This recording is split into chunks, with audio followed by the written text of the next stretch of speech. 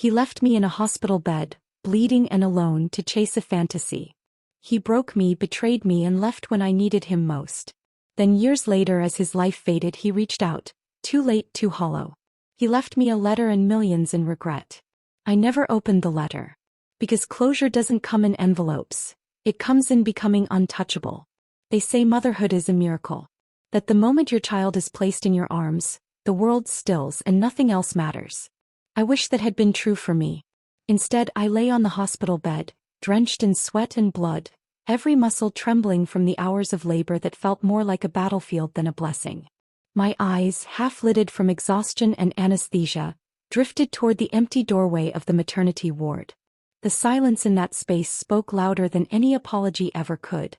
Daniel wasn't there. Not when I screamed through 10 hours of contractions. Not when they wheeled me into the operating room because the baby's heartbeat was dropping. Not when our son, took his first breath in the world we were supposed to build together. I turned my head toward the nurse, her face kind but rehearsed, the way all good nurses are trained to be. "Is my husband here yet?" I asked, my voice little more than air passing through cracked lips. She paused, then checked her clipboard too quickly. "Let me double-check for you," she said before excusing herself. I didn't need her to. I already knew the answer. The night before, Daniel had told me he might be late. Something about a surprise investor dinner. "You'll be fine," he'd said, kissing my forehead like I was a pet he had to leave behind for a weekend trip. "It's a routine delivery," he had assured me. "Just a few hours. I'll be there before it starts." But I knew better. I knew the perfume on his shirt wasn't mine. I knew he wasn't replying to my texts because he was busy, not with work but with her. Tessa Lang. The name didn't need introduction. She was the ghost of his past and somehow the architect of our present. She had been his college muse, the one who got away when she moved to New York to dance in some obscure experimental troupe. And now she had returned barefoot and brilliant, claiming she wanted to consult for Lumina's newest VR campaign. Daniel practically glowed when she entered a room. He'd lean forward, hanging on to every word she said like it was scripture. Me. I had become background noise. His business partner, legal spouse, and personal inconvenience. The nurse returned after a few minutes, forcing a bright smile. "Mrs. Wu, your husband, he had to take care of a business emergency. But he sent flowers. Would you like me to bring them in?" I nodded numbly. She returned with a massive bouquet of pale pink roses. My least favorite flower. I stared at them for a moment before finally whispering, "Could you put them in the trash?" She blinked. "Are you sure?" "Yes." It wasn't the roses themselves. It was the fact that he didn't even remember I hated them. I told him once years ago that pink roses reminded me of hospital waiting rooms, of sickly apologies that arrived after it was too late. Maybe that was fitting in a way. Later that afternoon his assistant arrived. A girl named Fiona, no older than 22, dressed in a blazer 2 sizes too big and heels she couldn't walk in. She hovered awkwardly at the door, clutching a tote bag like it was a shield. "Mrs. Wu," she said carefully, I wanted to say congratulations. The baby's beautiful." I smiled politely. "Thank you. Where's Daniel?" Her eyes darted to the side. "He's, with Miss Lang. They had an investor meeting that ran late. He said he'll stop by as soon as he can." "Of course. Tell him not to rush," I said. Her brows lifted in surprise. "Ma'am." "Tell him I said not to rush. After all, he's got bigger things to hold on to." She didn't reply. Just bowed and left in a hurry, nearly tripping over the doorframe. I looked down at my son, swaddled tightly in the nurse's arms, and felt something crack open in my chest. He was perfect. Tiny, warm, blinking up at the world like it owed him nothing. His skin was still flushed pink, his fingers curled into fists that had no idea how cruel the world could be yet. I reached out and touched his cheek, and in that moment something inside me hardened. I had spent the last 6 years helping Daniel build Lumina Digital from scratch. We started in a cramped co-working space, eating cold noodles while cold calling sponsors. I handled the finances, the vendor negotiations, and the client presentations. I hired the design team. I balanced our books while Daniel chased big dreams and shiny ideas. Together we built a brand worth nearly 100 million in valuation. No. He wasn't even here to hold his own child. 3 days passed before Daniel finally arrived. He walked in carrying a designer diaper bag and a box of luxury macarons. "Sweetheart," he said, his voice a shade too loud, too rehearsed. "I'm so sorry." I turned slowly to face him. "Are you?" His eyes darted toward the nurse changing our son's diaper. He lowered his voice. "There was an emergency. The pitch meeting." "Spare me the script," I said, folding the hospital blanket tighter around myself. He looked uncomfortable. "Look, I brought you something." He offered the macarons, like I was still that naive 24-year-old who could be won over by sugar and soft words. I took the box with a smile, opened it and handed it to the nurse. "For the staff," I said. "He's been busy." The nurse accepted it politely, but I saw the pity in her eyes. And I hated it. That evening, as Daniel sat beside the bassinet pretending to coo at our son, I lay in bed pretending to sleep. He didn't notice my eyes were still open. He whispered, "I'll be better. I promise, little man. Your dad's gonna build an empire." I wanted to laugh. What empire? One built on lies. On disappearing acts and neglected vows? I closed my eyes for real this time, and when I woke up the next morning, I made the first call that would change everything. "Liam." I whispered into the phone. My best friend. My legal counsel. The only one who knew the real state of my marriage.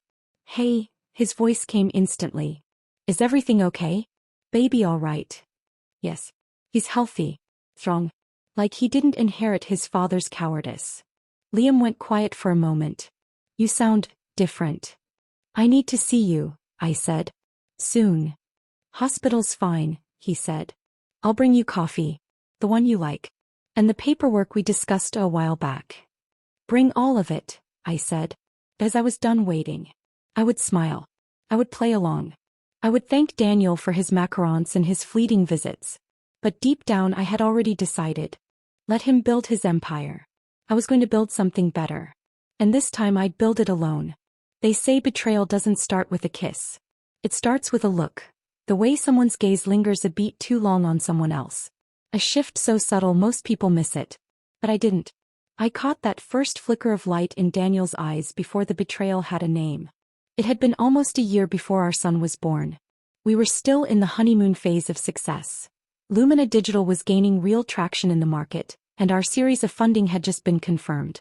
I remember the late nights in our cramped office, cold takeout containers stacked like trophies of our hustle, and Daniel sketching UI designs on the glass windows with a Sharpie while I reviewed legal agreements beside him. He used to look at me like I was magic. And I'd be lying if I said I didn't feel the same back then. He was kinetic, all energy, all spark, and I was the grounding wire. He said I made him feel safe, and I said he made me brave. We were perfect until we weren't. The shift began subtly. At first, Daniel stopped responding to my lunchtime check-ins. He said he was caught in back-to-back meetings. Then came the nights he didn't come home until after midnight, blaming backlogged pitch decks and post-production hiccups. I didn't press. I told myself startups came with stress. That his ambition was our shared dream. But my instincts, the ones I had sharpened in boardrooms and merger negotiations, told me something wasn't right. I was 5 months pregnant the day I first heard her name. Tessa Lang. Daniel mentioned her offhandedly while scrolling through emails over breakfast. "She's moving back to Shanghai from New York," he said. "We're lucky. She's consulting for immersive media brands now. Total creative genius. Taught at NYU. I invited her to come on board as a part-time advisor." I sipped my tea and said nothing. Not because I agreed, but because I needed to listen longer. He was already smiling before he looked up. "You remember Tessa, right?" "No," I replied, my voice flat. "We were in university together. She was someone I really respected creatively." "Creatively. Right." I hummed in response and excused myself to the bathroom, not because I needed to pee but because I needed to breathe. She arrived a week later.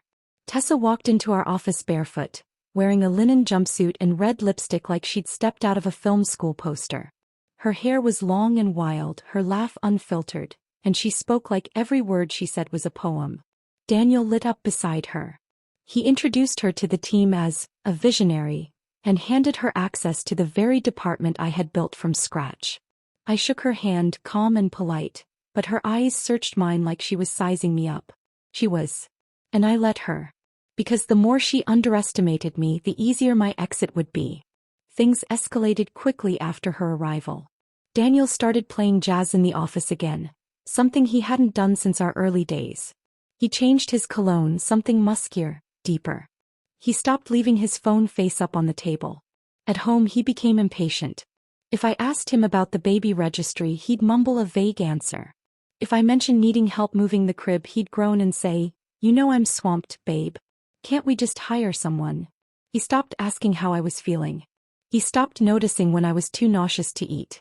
When I passed out in the shower from a dizzy spell, I lay there shaking for 30 minutes before calling Liam instead of him.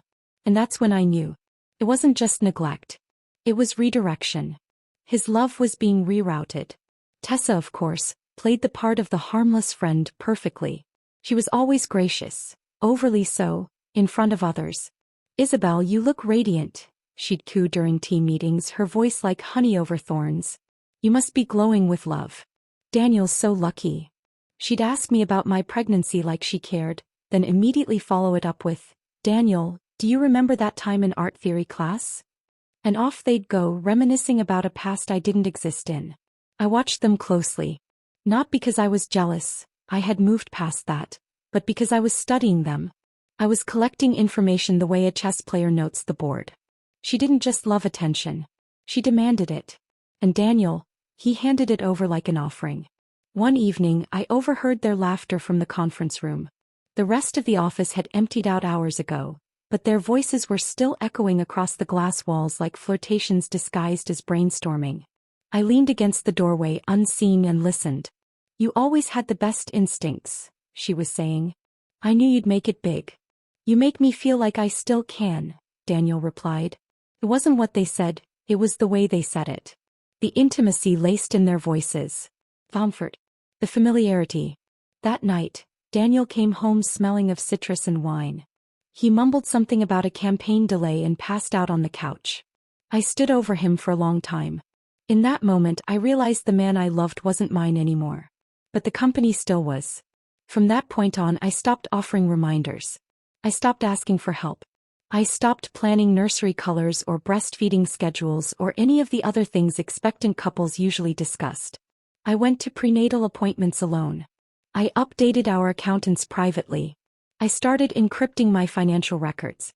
I met with Liam twice a week under the pretense of PR strategy, but in reality we were preparing my escape route, legally and financially.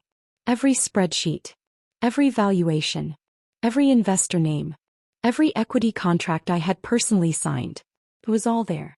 I never raised my voice. I never confronted Daniel. Because if I had, he would have spun the story. Said I was emotional, irrational, pregnancy-brained. Well, that was the one thing I would never allow. I wasn't going to be the villain in his narrative. I was going to be the final plot twist. A month before my due date, Daniel came home with 2 concert tickets.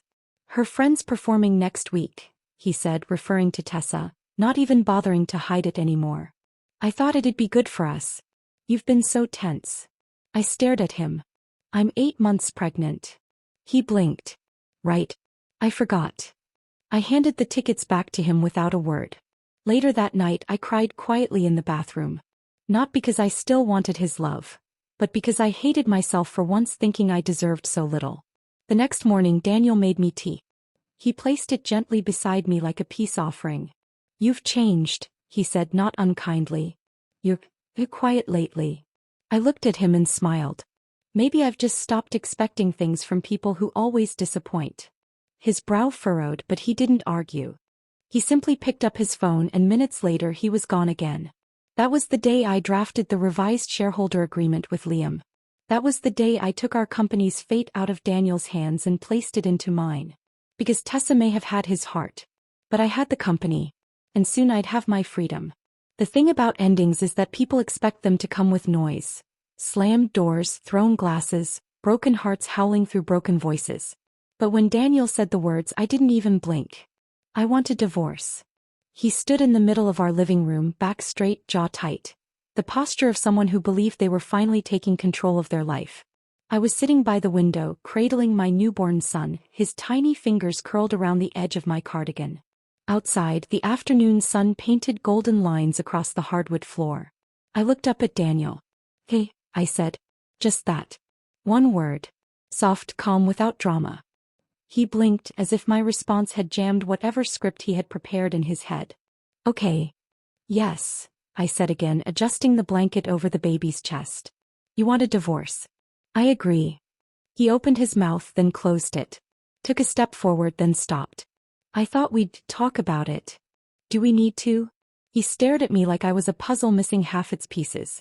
I figured you'd, I don't know, want to discuss custody. The house. Maybe try therapy or something. I finally looked up at him fully. Daniel. You left me in the hospital the day I gave birth. You've spent more time with your creative consultant in the last 2 months than you have with your son. You're asking for divorce now because it makes you feel noble. But let's not pretend it's about reconciliation. He opened his mouth again, but I cut him off. I'll have Liam coordinate with your lawyer.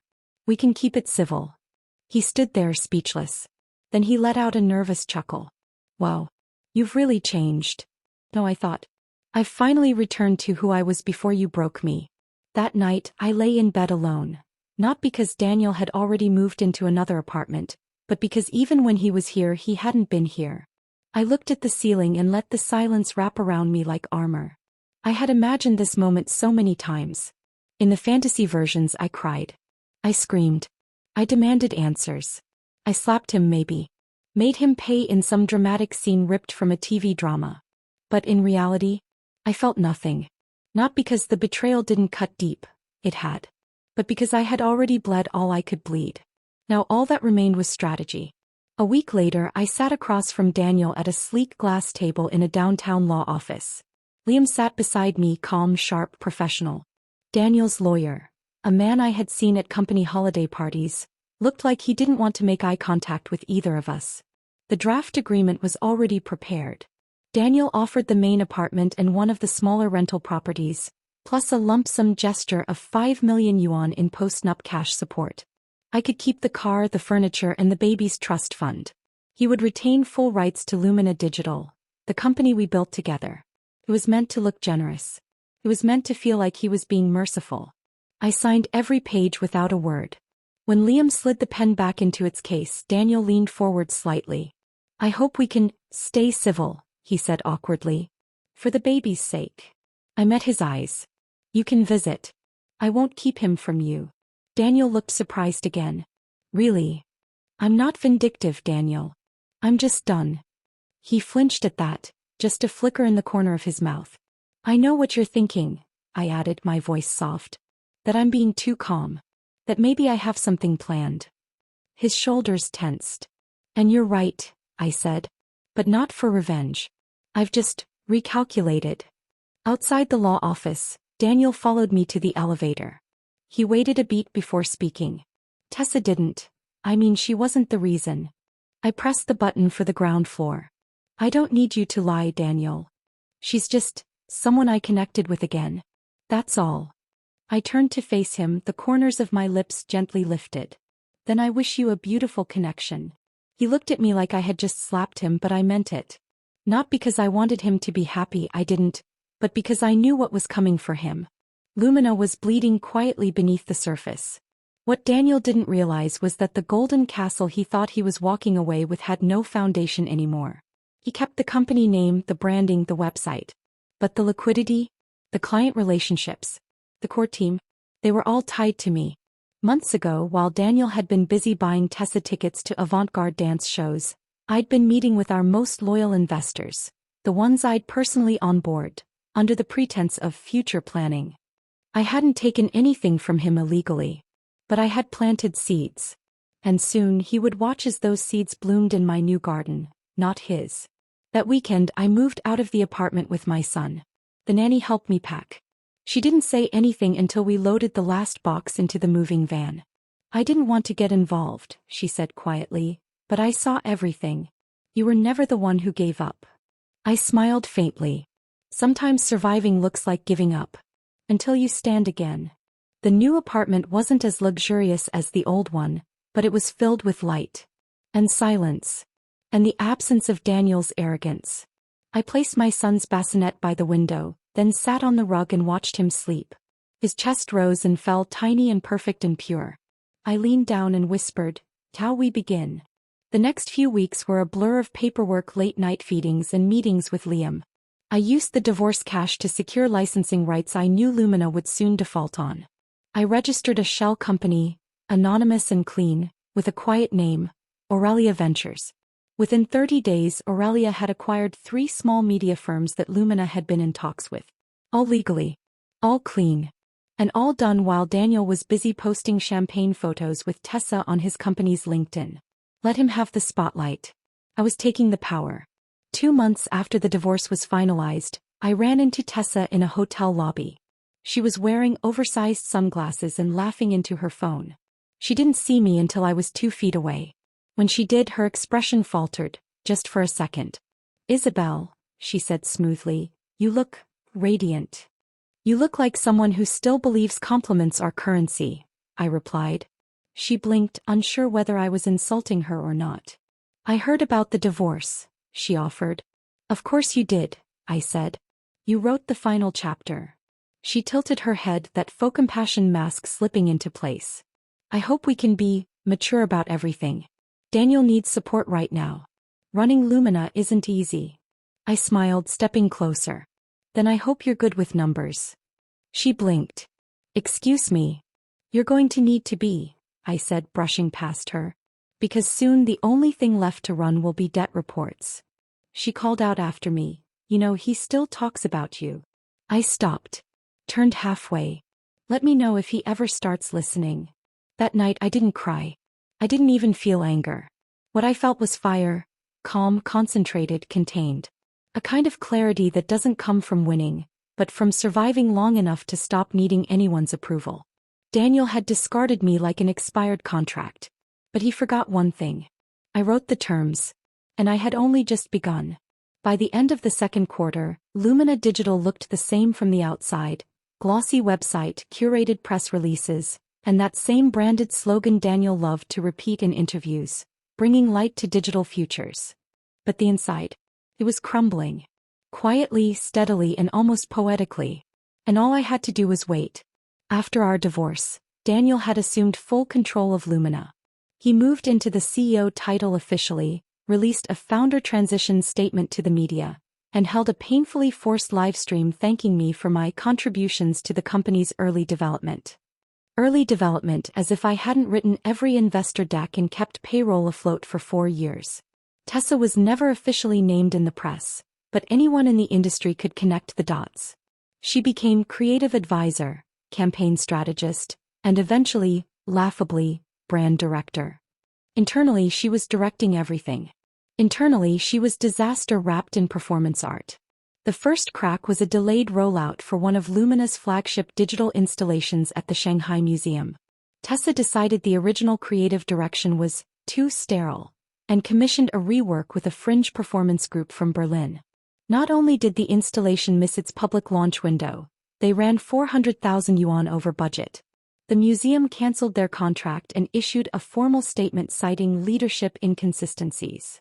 Daniel called it a learning moment. I called it foreshadowing. My former team, the real backbone of Lumina, started reaching out to me within weeks. At first it was small things. "Did you see they postponed the Lumisphere pitch? Isabel, can you believe they signed off on that TikTok collab with a cosplay influencer? She made us throw out the entire winter campaign storyboard. Said it lacked vibrational elegance. What the hell does that even mean?" I listened. I nodded. I said very little in response, because saying nothing was the smartest strategy one had. Instead, I watched as the very things I had built, client relationships, mentorship pipelines, finance structures, began to rot under Tessa's neon-painted nails. And while Daniel clapped like a trained seal at every one of her visionary ideas, the numbers started bleeding red.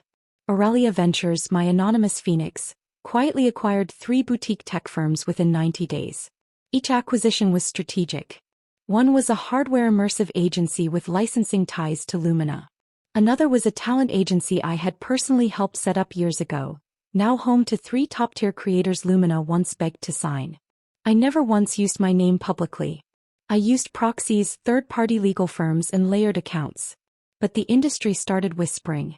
Whoever's running Orurelia knows what they're doing. Feels like Lumina before they sold out. I sat in my new office, a minimalist corner suite in a quiet high-rise, and read every article with a cup of oolong tea and a small, satisfied smile. Then came the call. Unknown number. But I knew who it would be before I answered. Isabel, came the honey-slick voice. It's Tessa. I let the silence stretch. Counted 3 heartbeats. To what do I owe the call? I asked. She laughed softly. Woman to woman, I thought maybe we should talk. But there was the fake sisterhood card. I was thinking, she continued, we've had our tension, but you and I have more in common than you realize. We both cared about the same man. We both loved the company. And now that the dust has settled, maybe it's time to collaborate, or at least not compete. I bit back a laugh. Are you extending a ceasefire or proposing a merger? She didn't laugh. Just an understanding. Lumina still has influence. It doesn't benefit either of us to what? I cut in. Outperform you? There was a pause. You know what I mean, she said. The sweet tone cracked for a second. We can make this market bigger together. Not waste energy dragging each other down. I stared out the window at the Shanghai skyline, city lights flickering like neurons in a living brain. Tessa, I said gently, you called me because your house is on fire. And you're hoping the woman your husband abandoned will hand you a bucket. More silence. You've already lost 3 major clients. You've gone over budget on every campaign you've touched. And your staff turnover rate is higher than any firm in the sector. I don't know what you're talking about. Then ask your head of HR. Oh wait. She just quit. She exhaled harshly. You're enjoying this. I'm documenting it. Daniel trusted you. Daniel trusted what I could do for him. You're just the one he tried to trust with everything I left behind. She hung up. I leaned back and smiled. 2 days later, I received a message from Chloe, Lumina's former content director. She had been there since day one of the few who stayed neutral through the divorce. Chloe, I've seen enough. You still hiring? Me, send me your terms. Chloe, I'll take a pay cut if you promise not to make me sit through another one of Tessa's mood board meditations. Me, deal. Welcome home. With Chloe came 4 more resignations. Marketing, UX, talent relations, and a project manager I had mentored fresh out of university. By the time the week's end rolled around, half of Lumina's core ops team had filed departure paperwork. A week after that, a private message from one of our oldest foreign investors arrived in my inbox. Investor A, let me know if Orurelia Ventures is ready to talk. Our board is watching closely. And rooting for the right founder this time. Meanwhile, Daniel went radio silent. I hadn't heard from him since our last court-mandated parenting schedule review. But according to a friend still embedded in the Lumina group chat, things weren't going well. He's pale. Losing weight. Stress insomnia. Tessa keeps dragging him into branding reboots. He's burning out. I didn't reply. I didn't need to. I was busy finalizing a multi-million yuan partnership deal with an international media platform, the same one Lumina had once pitched and been rejected by. At home, my son started giggling for the first time. He loved mornings. He'd stretch in his little bassinet, yawn like a kitten, then grin up at me like the world was perfect. And maybe for the first time in a long time it was. I held him close, feeling the warmth of his body against my chest. You and I whispered into his soft hair, we don't need anyone who walks away. We build forward. Not back. The day Orurelia Ventures trended on Weibo for top 10 women-led startups to watch, I received a single text from an unknown number. Daniel, I saw the article. You're doing incredible. I'm happy for you. I stared at the screen. Did I want to reply? Did I want to tell him I'd done it because he left? No. I deleted the message. Because I hadn't built Orurelia to prove anything to him. I built it because I refused to spend 1 more year making someone else's dream real while mine collected dust. Let him keep Lumina. Let them both sit on a sinking ship, wondering when the lifeboat stopped coming. I was already on shore. And I had plans. The truth came out on a Monday. I remember because I was feeding my son mashed pumpkin while trying to negotiate a partnership deal over Bluetooth earbuds when Liam called, not with his usual calm greeting but a short clipped, check Weibo. Now. I pulled out my phone and saw my name trending. Not just my name with intention. Isabel Chen, the silent co-founder of Lumina Digital reemerges. The woman who built it all. Where did she go and what is she building now? She let go of the empire, then built another one, stronger. I stared at the article, then the byline. Investigative journalist, industry respected, with a habit of exposing the untold stories behind public exits. Somehow they'd pieced it together. The connections between Orurelia Ventures and the quiet empire I'd constructed. The contracts I had secured. The executive shifts I had orchestrated. And finally, the truth behind why I disappeared. They framed it like a resurrection. And I suppose it was. The article spread like wildfire. Within 12 hours my inbox doubled in size. Calls poured in from partners, platforms, influencers, angel investors. Some congratulated me. Some apologized for staying silent. Some simply said, "You were right." For the first time in years I didn't feel like someone's +1 or ex-wife. I was just me. The founder. The strategist. The woman who walked away from ashes and returned with gold. Orurelia's website crashed under the spike in traffic. My executive assistant laughed from the other room and said we needed a bigger server. Chloe, now my head of marketing, grinned and started drafting our official press response. I kept refreshing the comments under the article. She really did all that in silence? Imagine how many women are written out of their own stories. Daniel Wu fumbled the greatest asset he ever had. That one made me laugh. Daniel I knew would see it. I pictured him in his penthouse office. The one with the oversized windows and overpriced leather couch. I imagined the look on his face as he scrolled through headline after headline. And then I stopped imagining. Because an hour later I got a text from Chloe. "Chloe, just ran into Daniel. He looks like hell." Me, "How bad?" Chloe, "Worse than I expected. He's lost weight. Looks pale. You'd think he just finished chemo." I stared at those words for a long time. That night I opened a bottle of wine I'd been saving. My son was asleep, tucked in beside his stuffed whale. The house was quiet, warm. I stepped out onto the balcony and looked over the city. Below me were 1,000 windows glowing with life, stories still being written. I raised my glass to the skyline. "To the girl who stayed silent," I whispered. "And the woman who learned to roar." 2 weeks later, I received a formal invitation to a major tech conference. One I used to attend with Daniel back when we were still a power couple. This time the invitation was addressed to founder and CEO Isabel Chin, Orurelia Ventures. I RSVP'd with a single word. Attending. The venue was sleek, futuristic, over-designed. The kind of place where people wore too much perfume and tried to network over champagne. I arrived in a simple tailored black dress and low heels. No entourage. No fanfare. Just me. I didn't need an introduction anymore. I was the story. Within minutes people began approaching. Former partners, industry execs, young women from startups who whispered how much they admired me. I smiled graciously. Accepted their cards. Took photos with 2 junior founders who said they'd been told to be more like Isabel Chin by their managers. And then I saw him. Daniel. He walked in with Tess on his arm. She was visibly pregnant now, in a silk wrap dress and heels far too high for someone in her 3rd trimester. She held on to him tightly, a glittering smile stretched across her face. Looked hollow. His complexion was pale, almost gray beneath the lights. His shoulders slumped in a way I'd never seen before. And his eyes, once so sharp, looked dulled. As if they couldn't focus on the present. Our eyes met briefly. He raised his hand just slightly in greeting. But Tessa pulled his arm down quickly, whispering something in his ear with a practiced smile. He looked away. I didn't wave back. During the intermission, I found him alone by the refreshments table, swirling water in a glass like it was scotch. I approached without a word and stood beside him. He noticed me, startled slightly. "Isabel," he said, voice rough. "Have you had a checkup recently?" I asked. He blinked. "What?" "You don't look well," I said plainly. "Get it checked. You're not invincible." Daniel let out a dry, bitter chuckle.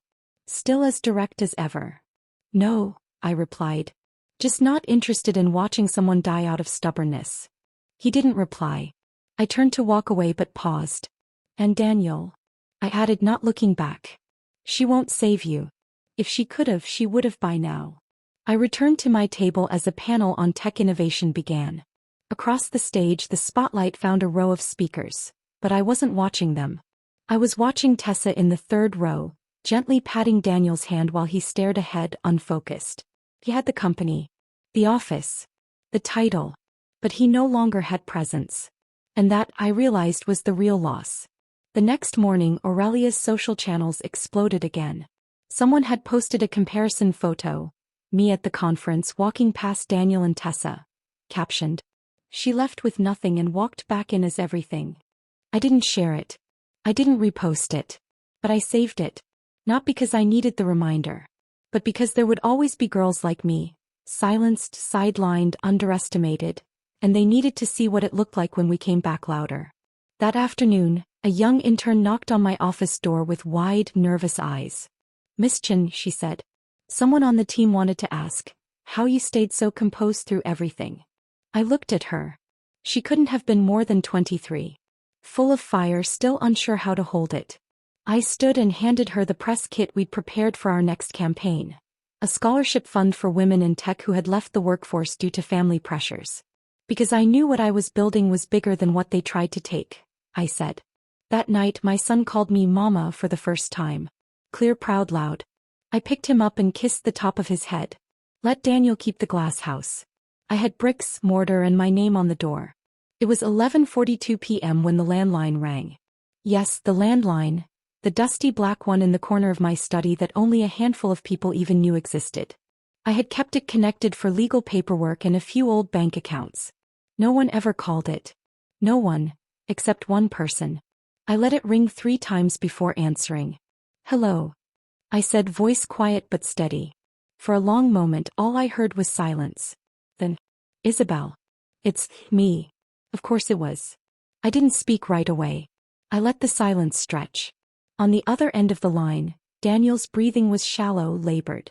When he finally spoke, his voice sounded like crumpled paper, weak, rasping, and heavier than it had ever been.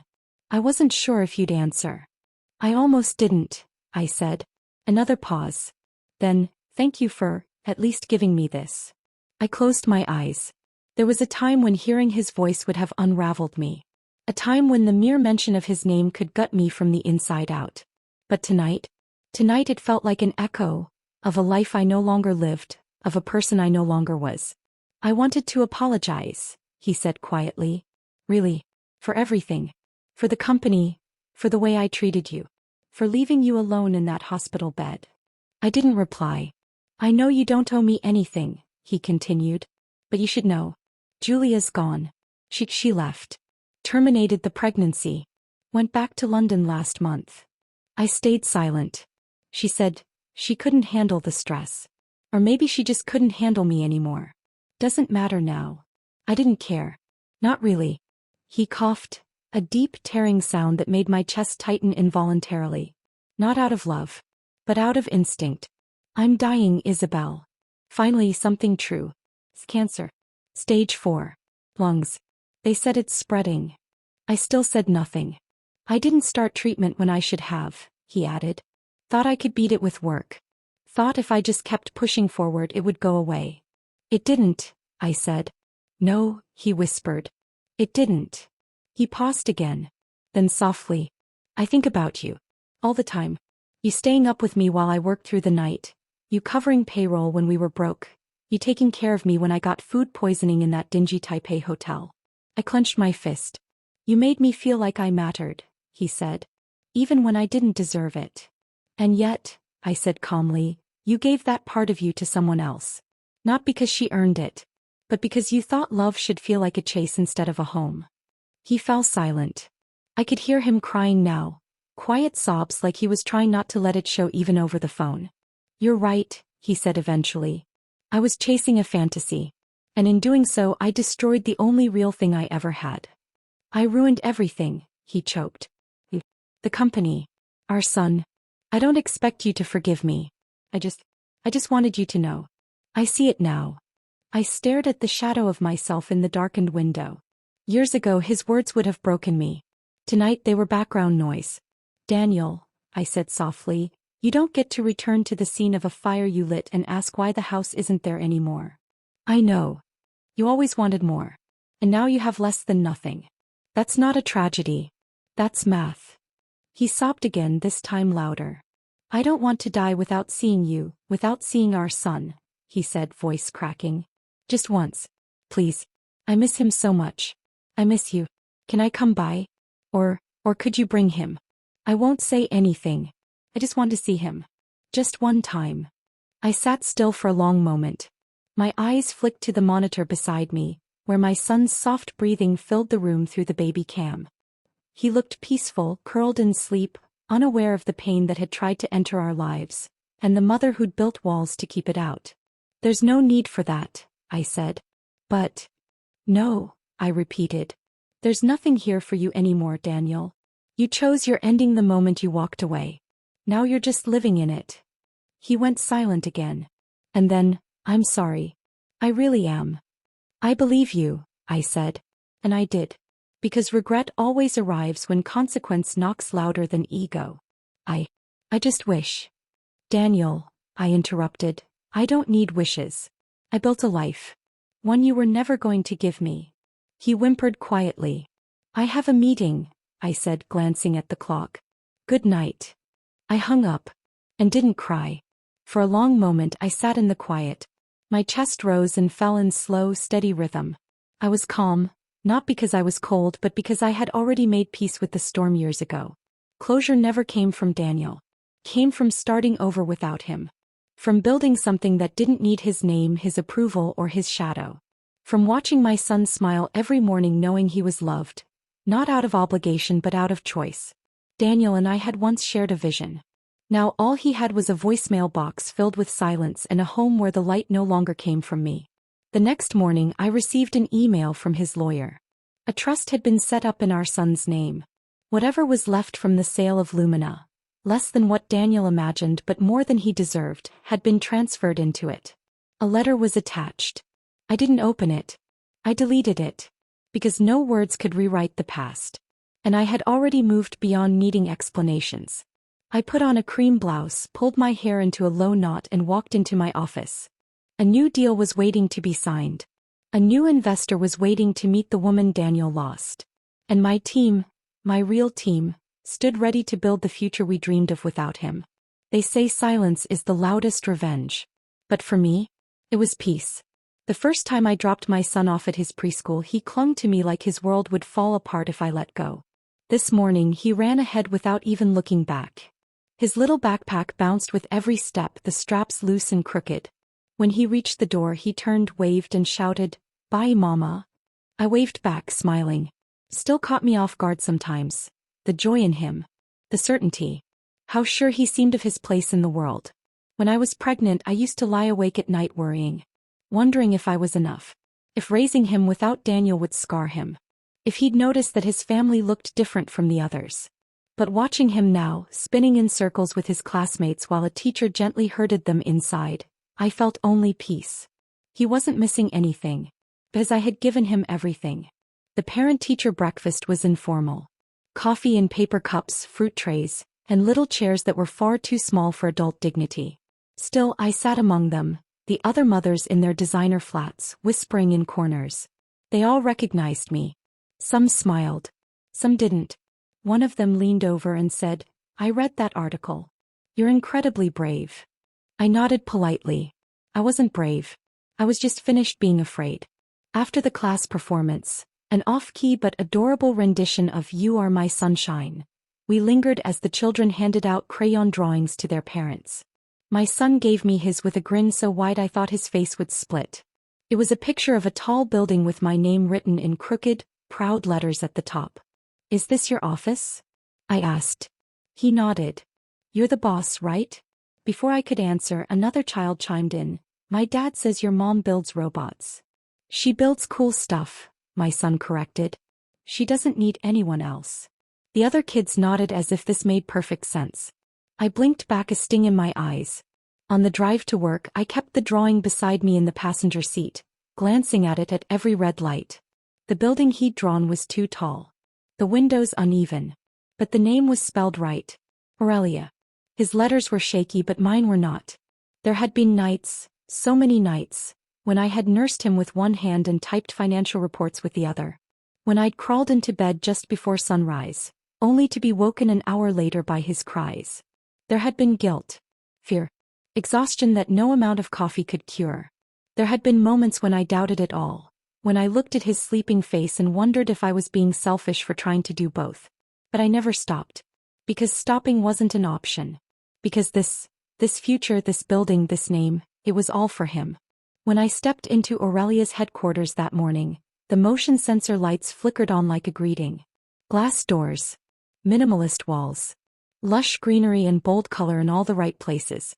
A space full of young minds, creative energy, and something more important than both, purpose. "Good morning, Miss Chin," someone called.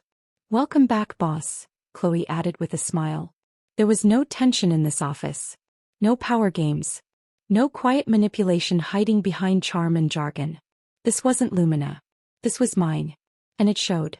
We had a mid-morning team huddle on the innovation floor.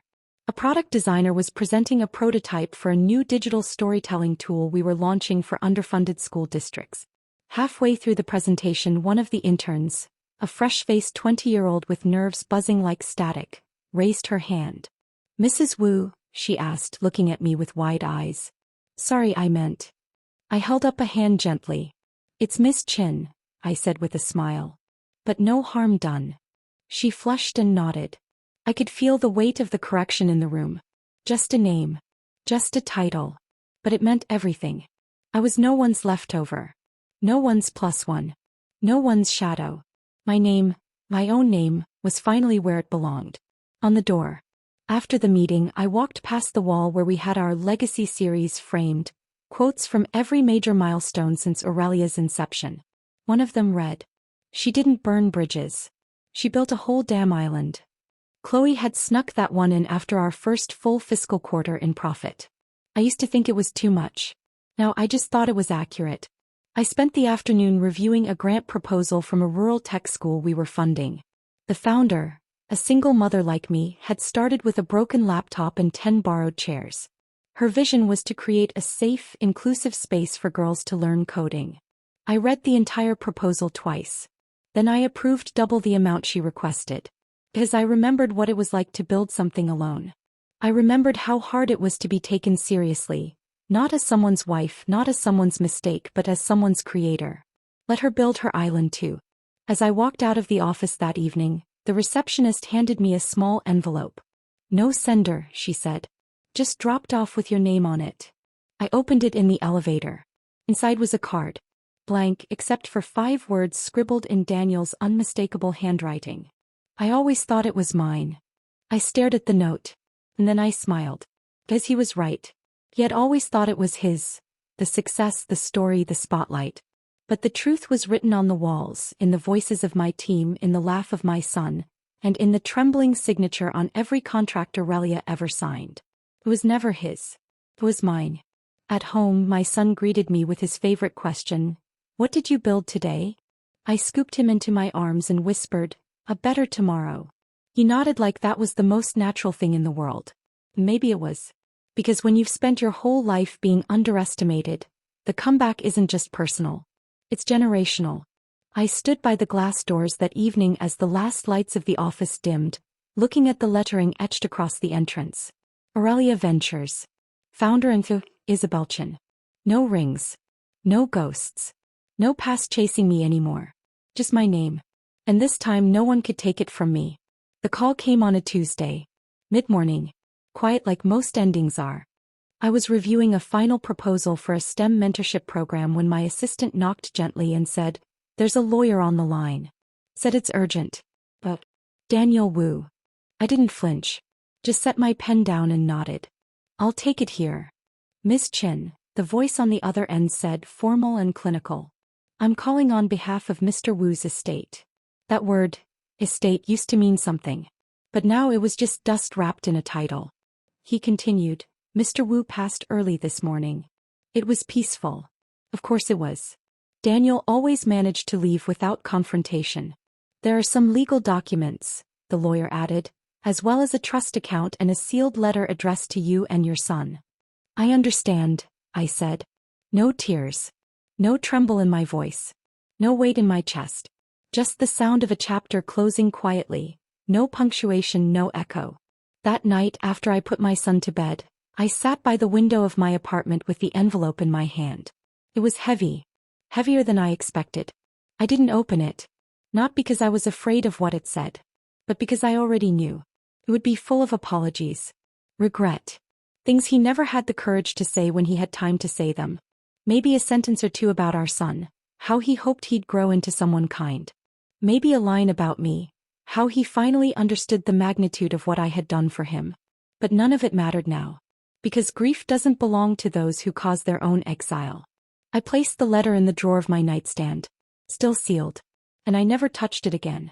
The next morning I met with Liam to finalize the account transfer. Daniel had left just over 5 million yuan in remaining assets. A hollow sum compared to what Lumina had once been worth, but still a number capable of creating change. Liam looked at me over his coffee and said, "You don't have to do anything with it immediately. You can." "I already know," I interrupted. "I'm donating it." Liam nodded. "The whole amount? All of it?" He said nothing for a moment, then smiled softly. "Where to?" I looked out the cafe window at a mother helping her daughter ride a scooter on the sidewalk. "A foundation," I said. "Public education. Access to technology for girls. Free digital literacy programs for underfunded schools." He raised an eyebrow. "In his name." I sipped my coffee. Yes. Not because he earned it, but because every story deserves a final line. And I would choose what his would be. A month later, the Wuchen Foundation for Digital Access launched quietly with an opening ceremony at a mid-sized vocational school in the suburbs. No media frenzy. No celebrity endorsements. Just a gymnasium filled with students, teachers, and curious parents. I stood on stage in a simple black dress with no notes in my hand and no nerves in my chest. When the principal introduced me, he said, "We often talk about women who rise again after being broken. But today, I want to talk about a woman who never let herself stay down long enough to be counted out." The crowd applauded. I stepped to the mic. "Good morning," I began, my voice steady, warm. "Thank you for being here. Thank you for believing in possibility. That's all this really is, possibility placed in the hands of those who deserve it." I scanned the rows of teenagers, many of them in worn shoes and hand-me-down uniforms, their eyes wide with curiosity and dreams still untainted by the world. "This foundation," I continued, "was built in the name of someone who once believed in big ideas. Someone who, in his own way, reminded me that ambition isn't enough. You need action. And integrity. And people who refuse to let the door close behind them once they've walked through." I let that settle for a beat. My son will grow up in a world where his mother built something from nothing. And now I want him to grow up in a world where you can too. Another pause. A few quiet claps turned into applause. "I'm not here as a widow. Or an ex-wife. Or someone who was left behind. I'm here as a builder. As someone who chose to live forward. And I want you to know, whatever your past, whatever your pain, you are allowed to start again." The applause this time was loud. After the ceremony, I walked the halls of the school. A young girl, maybe 12, ran up and said, "Miss Chen, I want to be a coder too." I knelt and smiled. "Then start now," I said. "The world is waiting for you." That night, I walked through the quiet halls of Orurelia Ventures, long after everyone had gone home. I paused by the large framed mission statement at the entrance. "You can't rewrite the past. But you can write what comes next." Underneath it was my signature. Just mine. Not shared. Not hyphenated. Just Isabel Chen. The name that had carried me through everything and was still standing. In my office drawer, the letter Daniel wrote remained untouched. I never read it. Because closure isn't something you're given. Something you take back, piece by piece, until the silence stops hurting. And the silence now sounded a lot like peace. The end.